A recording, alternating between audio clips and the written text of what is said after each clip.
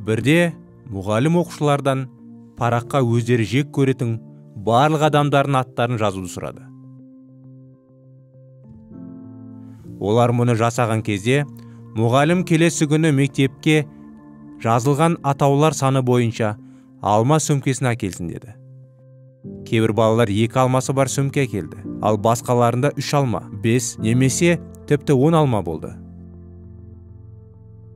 Мұғалім оқушылардан бұл алмаларды 2 апта бойы өзімен бірге алып жүруді сұрады. Бірақ бірнеше күннен кейін балалар шіріген жемістердің жағымсыз иісіне шағымдана бастады. Иісі қатты және тым тез сезілетін болды.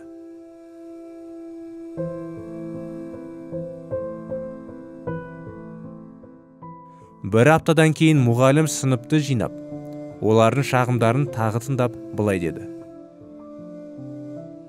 Мұның бәрі сендердің кейбір адамдарға ұнамай қалған кезде жүректерінде жүрген нәрсеге өте ұқсас. Жек көрушілік жанды жейді және оны ауруға шалдықтырады. Егер сендер бір аптадан кейін бүлінген алманың иісіне шыдай алмасаңдар, күн сайын жүректерінде жүретін ащы мен ашудан хош иісті елестетіп көріңдер. Жүрек бұл әдемі бақ. Оны арам шөптерден үнемі тазартып отыру керек. Яғни сендерді ашуландырғандарды кешіру. Бұл шынымен жақсы нәрселерге орын ашады.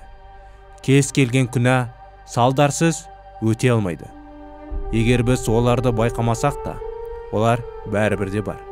Егер адам темекі шегетін болса, онда өкпесі баяу қара түске айналады. Егер ол ішсе, онда әр стакан миы мен бауырында із қалдырады. Өтірік біртіндеп достарын алыстатады. Ал опасыздық махаббатты өлтіреді. Кез келген күнә бір нәрсені жояды. Сондықтан Құдай адамға күнәға деген жиіркенішті ояту үшін оның барлық зияндылығын көрсеткісі келеді. Ал егер адам күнәсіне өкінетін болса, Құдай оның күнәсін жоюға дайын.